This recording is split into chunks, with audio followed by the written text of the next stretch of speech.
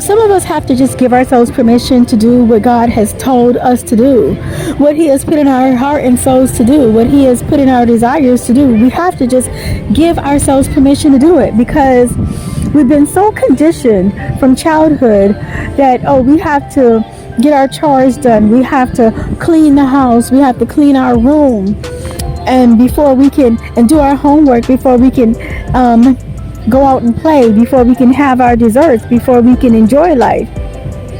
We've been conditioned that way, and so as adults, we feel like, well, we need to do the real work first before doing whatever God put in our heart to do. Oh, we need to get a real job first and pay our bills and raise our families. Oh, we need to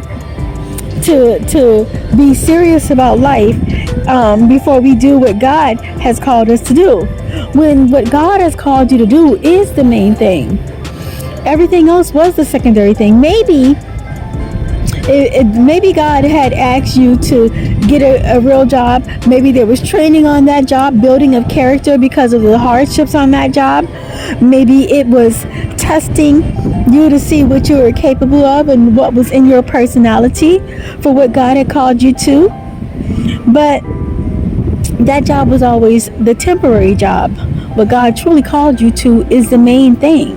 And sometimes we feel like, well, how can we make a living off of what God has called us to do? How are we going to pay our bills off of what God has called us to do? Who have we seen succeed with this career choice? And the thing is, we can't look at everybody else. We have to look at ourselves, because maybe they didn't become very successful financially with it, but when God puts it on your heart, He's going to finance it. He's going to make sure that it's going to be a financial success for you. Before the fast food chain became a thing, a franchise, someone had to go and propel their food around. They had to promote their brand of chicken. They had to promote their brand of cakes and pies. They had to promote their brand of barbecue ribs. They didn't, the franchise didn't just, it was not everybody was doing it. And so people thought, well, everybody cooks. How am I going to make a living selling what I cook?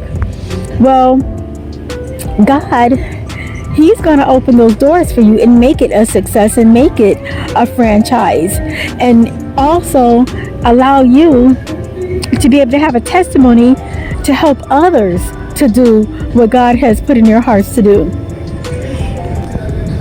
Before makeup artists was a thing, people were doing their own makeup. No one thought they needed a makeup artist. But now it's become a thing where you have a specialized makeup artist to do your face up. If you're going to be on camera, or if you have a big event or an important event such as a wedding or a graduation to go to, and you want to look your best, then you go to a makeup artist.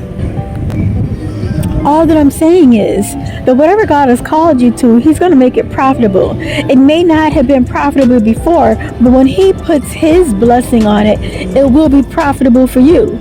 So whether it's writing, whether it's singing, whether it's acting, whether it's in media, if God has put that in your heart to do, then He's going to make it successful, and He's going to make it profitable, and He's going to make it so that you will be a testimony to anyone else who is feeling maybe intimidated about following their calling. We can't let age get in the way, whether we're young or whether we're older. We can't let the fact that we've been abused get in the way. Many of the chosen ones have been abused in life because the enemy sees your light before you do. And so you can't let that get in the way. God will heal you of those scars, inner scars, in time. And sometimes in the process of you doing what you're called to do. Joseph, he was very pained in his heart over what his brothers did. And he was still called to this great calling. But he was sent away as part of his training process when he was sold into Egypt and was living in the palace with Pharaoh until Pharaoh's wife accused him of assault, assault. Then he was put into the prison. But he was still where he needed to be, where he was needed to be. And once his gifting was requested,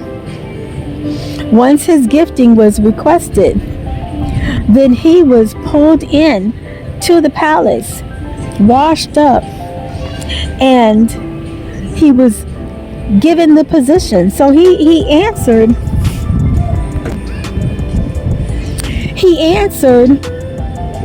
the problem that Pharaoh had. Pharaoh needed someone to tell him his dream and to interpret it, and he was the only one to be able to do so.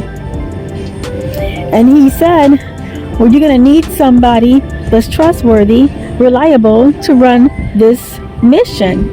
And Pharaoh said, well, I don't see anybody else worthy for the job than you, because it seems like the gods are able to speak through you. So for some of you, you're going to be the only option for whatever this is. And there could have been several people before you that just couldn't do it. But when you come along, you're the one who can. You're the one that they want. You're the one they're going to choose. And there's not going to be another choice. And you're going to have to be ready to step up to that plate when that call comes to you. You got to be able to step up to that plate when that email comes through, when that text message comes through, when that person approaches you, when you go into that interview. You have to be ready for what comes next. See, all the training that Joseph went through, even in his pain of what his brothers did, it was all preparation. And once the assignment was day came to, he was able to step up to the plate and answer the call and be the governor and rescue his family and rescue so many other people. So you all be well.